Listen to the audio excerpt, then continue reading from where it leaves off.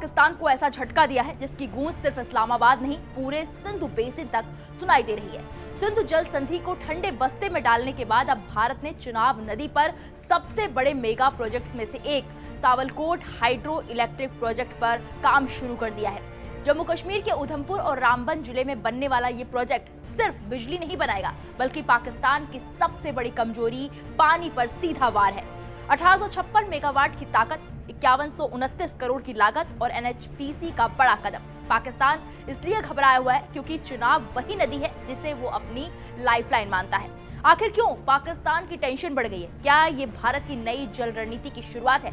देखिए हमारी ये रिपोर्ट। ये है चिनाब नदी, वही नदी जो भारत से निकलती है और पाकिस्तान की जिंदगी चलाती है। और अब इसी चिनाब पर भारत ने शुरू कर दिया है सावलकोट हाइड्रो इलेक्ट्रिक प्रोजेक्ट।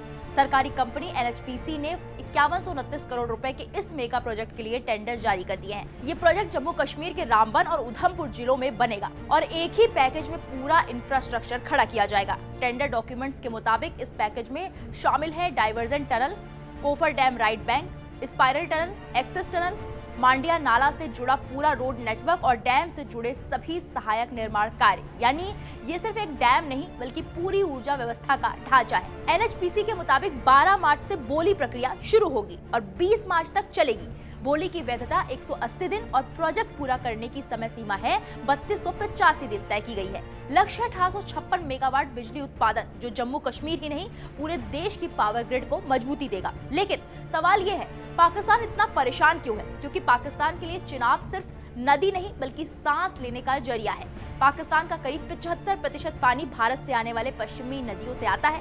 उसकी 90% से ज्यादा खेती सिंधु बेसिन पर निर्भर है और सीधे शब्दों में कहें तो पाकिस्तान के 10 में से 9 लोग ऐसे पानी पर निर्भर हैं जो पहले भारत की जमीन से होकर बहता है। यही वजह है कि जैसे ही भारत ने सिंधु जल संधि से जुड़ी बैठकों और प्रक्रियाओं में हिस्सा लेना छोड़ा, पाकिस्तान की बेचैनी बढ़ गई और पहलगाम हमले के बाद भारत का ये फैसला पाकिस्तान के लिए डबल झटका साबित हुआ। अब उसे डर है कि भारत पानी को रणनीतिक हथियार के तौर पर इस्तेमाल कर सकता है।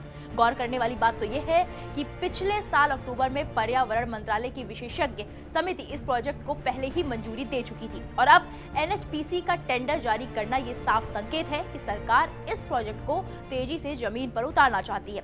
एक्सपर्ट मानते हैं कि ये प्रोजेक्ट 3 बड़े फायदे देगा। भारत अपने जल संसाधनों का बेहतर इस्तेमाल करेगा, जम्मू कश्मीर ऊर्जा के मामले में आत्मनिर्भर बनेगा और पाकिस्तान पर रणनीतिक दबाव बढ़ेगा। यानी बिजली भी, रणनीति भी और संदेश भी। कुल मिलाकर सावलकोट हाइड्रो प्रोजेक्ट सिर्फ एक पावर प्रोजेक्ट नहीं है बल्कि भारत की बदली हुई जल और रणनीति का बड़ा संकेत है। पाकिस्तान की चिंता इसलिए बढ़ी है क्योंकि अब भारत पानी को सिर्फ बहने नहीं दे रहा बल्कि उसे ताकत में बदल रहा है। फिलहाल इस पूरे मामले पर आपकी क्या राय है? हमें कमेंट बॉक्स में जाकर जरूर बताइएगा।